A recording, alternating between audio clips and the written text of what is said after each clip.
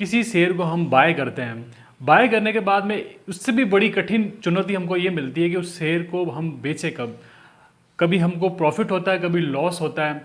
तो क्या परिस्थितियां बनती है, उसके हिसाब से हमको शेयर को सेल करना चाहिए, इस वीडियो में आप जानेंगे। शेयर को बेचने का जो राइट टाइम है ये कब होता है, ये वीडियो उन लोगों के लिए है जो लॉन्ग टर्म इन्वेस्टमेंट करते हैं या फिर पोजिशनल स्विंग ट्रेडिंग करते हैं।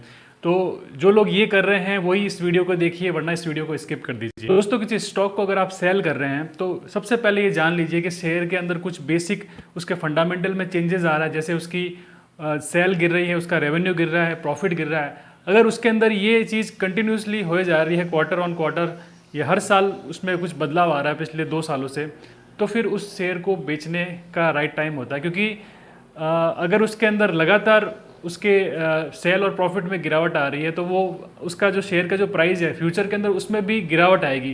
तो बेहतर ये है कि आप टाइमली उससे एग्जिट कर जाइए, वरना आपको फ्यूचर में बड़ा लॉस होगा। तो दूसरा जो इम्पोर्टेंट चीज़ ये है कि कोई भी शेयर होता है वो अपने सेक्टर के साथ ही चलता है। सेक्टर अच्छा चल रहा है तो शेयर भी अच्छा चलेगा। आप इस चीज़ को ध्यान रख लीजिए कि अगर कोई सेक्टर नहीं चल रहा है और आप उस शेयर को लेके बैठे हैं तो वो शेयर भी उस दौरान काफ़ी नीचे चला जाएगा।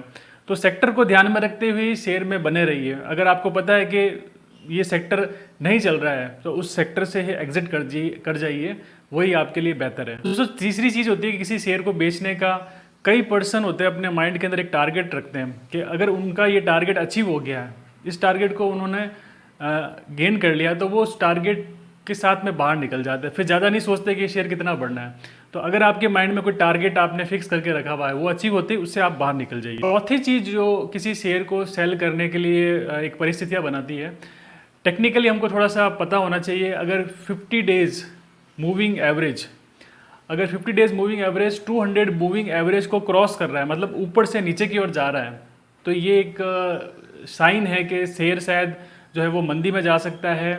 तो वैसे में ये राइट टाइम होता है कि आप उसको सेल कर दीजिए, क्योंकि वो फिर उस दौरान काफ़ी नीचे जा सकता है। इसलिए 50 डेज मूविंग एवरेज हमेशा 200 मूविंग एवरेज से अबव रहना चाहिए। शेयर में जब तेज़ी होती है तो ये हमेशा ऊपर की ओर चलता है, नीचे नहीं जाता है।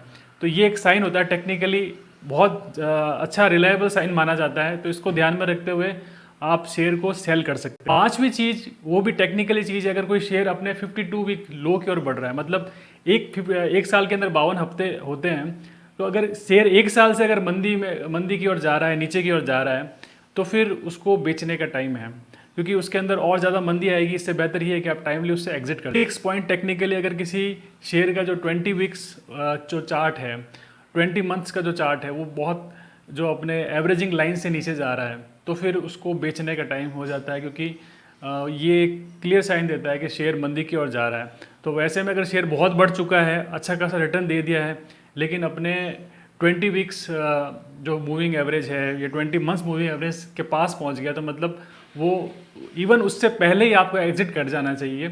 वहाँ तक पहुँचने का वेट नहीं करना चाहिए। अगर वो उसमें उस दौरान पीक से लेके जो मूविंग एवरेज के बीच का जो टाइम है, वहीं से आपको एग्जिट कर जाना चाहिए, ताकि आप अपना जो मैक्सिमम जो प्रॉफिट है उसको बचा सके। तो 7 पॉइंट शेयर जब हम बेचते हैं तो कई बार पर्सन होते हैं टाइम के हिसाब से एक टारगेट फिक्स रखते हैं। मतलब कई लोग ये सोचते हैं कि मुझे इस शेयर को 1 साल होल्ड करना है, कोई कहता है मुझे 2 साल होल्ड करना है, कभी और लंबे टाइम पीरियड के लिए होल्ड करते हैं। तो जब वो टाइम आपका बीत जाता है, क्योंकि कई बार ऐसा होता है कि आपने किसी शेयर को 1 साल रखा और 1 साल में शेयर बहुत अच्छा बढ़ गया, तो फिर उस वक्त आपका जो आपने जो दिमाग में चीज़ फिक्स कही थी वो आपका टारगेट पूरा हो गया, तो फिर आप उससे बाहर निकल जाइए।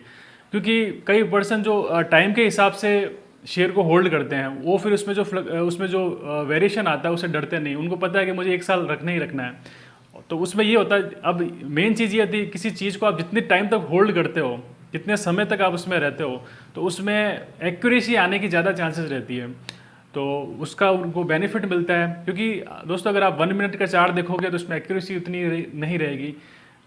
1 घंटे के चार्ट में थोड़ी ज़्यादा रहेगी, डेली की उससे ज़्यादा रहेगी, वीकली उससे ज़्यादा रहेगी, मंथली देखोगे तो ज़्यादा एक्यूरेसी रहेगी। इसलिए जितना लंबा टाइम फ्रेम होता है उतना ज़्यादा एक्यूरेसी होने के चांसेस रहते हैं। तो इसलिए कोई टाइम फ्रेम के साथ में अगर किसी शेयर को ले रहा है और फिर एग्जिट कर रहा है, तो उसके चांसेस जो बेनिफिट होने के, उसको प्रॉफिट होने के चांसेस ज़्यादा रहते हैं। दोस्तों, शेयर को हम जब सेल करते हैं, कई बार ऐसा होता है कि हमारा पोर्टफोलियो जो होता है उसमें 1-2 शेयर बहुत बुरे होते हैं और वो पूरी तरीके से मतलब नेगेटिव रिटर्न दे रहे होते हैं। तो ऐसे में अगर आप अपना टैक्स कैलकुलेशन कर रहे हैं, आपको लग रहा है कि मैं इन गलत शेयरों में आके फंस गया हूँ, बुरी तरह से फंस गया हूँ और इसमें अब आगे फ्यूचर कोई चांस नहीं है, क्योंकि अगर आपने अच्छी डीप नॉलेज ली होगी किसी चीज़ की तो आपको खुद को रियलाइज़ हो जाएगा कि यार ये चीज़ अभी बिल्कुल स्क्रैप है। तो ऐसे में आप उसको सेल करके उसका जो लॉस बुक करके अपने टैक्स में बेनिफिट उठा सकते हैं, क्योंकि वो फिर उसका एवरेजिंग निकल के आपके जो जो जो भी टैक्स बन रहा है उसमें से लॉस कट के आपको टैक्स में रियायत मिल जाएगी, उसका फ़ायदा हो जाएगा। तो ऐसे टाइम में जब आप शेयर है जो वो सेल कर सकते, कई बार शेयर होता है बहुत अच्छी मतलब पीक पर पहुंच चुका होता है, ऐसे में एक टाइम ऐसा होता है कि आपको फील होता है कि यार बहुत अच्छा खासा रिटर्न दे रहा है, तो उसमें से अगर आप कैश आउट करते हैं, मतलब काफ़ी बड़ी क्वांटिटी उसमें से बेच देते हैं और उसको कहीं नई अपॉर्चुनिटी जहाँ पे नया अवसर नज़र आ रहा है वहाँ पे लगाते हैं, तो आपको बेनिफिट होता है।